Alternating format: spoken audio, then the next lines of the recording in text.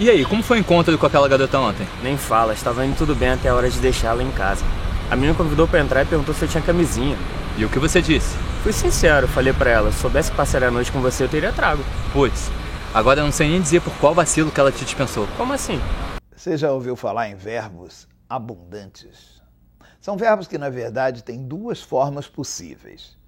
Alguns casos acontecem, por exemplo, no presente do indicativo, mas isso não é muito comum, não. Por exemplo, o verbo construir. Você tem tanto ele constrói, quanto ele construi. Claro que nós optamos por falar muito mais constrói. O grande problema dos verbos abundantes ocorre, no entanto, no particípio. Existem particípios que são regulares e outros irregulares. Os regulares são aqueles que têm o D, aquele DO do final. Por exemplo, verbo amar, amado, é regular. Verbo vender, vendido, é regular. Existem alguns verbos, no entanto, que tinham duas formas, a regular e a irregular. E com o tempo, a primeira, a regular, desapareceu. É o caso, por exemplo, do verbo abrir. Ninguém fala abrido, todo mundo fala aberto. É o caso, por exemplo, do verbo escrever. Ninguém fala escrevido, é escrito. Existem, porém, alguns verbos que admitem os dois. É o caso do verbo ganhar. Tem ganhado e ganho. Existe uma regrinha tradicional que te orienta na hora de usar um ou outro. Por exemplo, se você usar o verbo haver ou o verbo ter como auxiliar, recomenda-se a forma regular.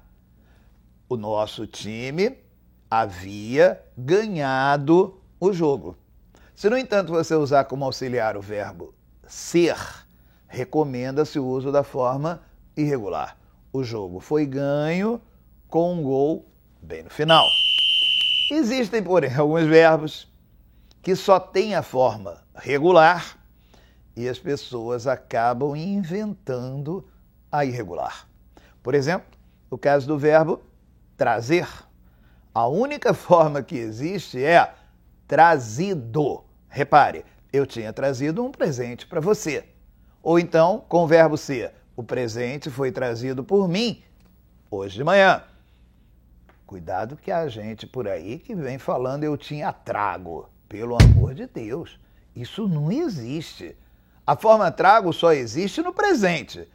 Eu trago uma flor para você, aí tudo bem. Mas no particípio, no lugar de trazido, só se estiver errado. É claro. Olha, relaxa que eu tenho uma amiga pra te apresentar, só não vai dar esse mole de novo, hein? Fica tranquilo, agora eu ando sempre com camisinha na carteira. Isso também, mas eu estou falando do seu português.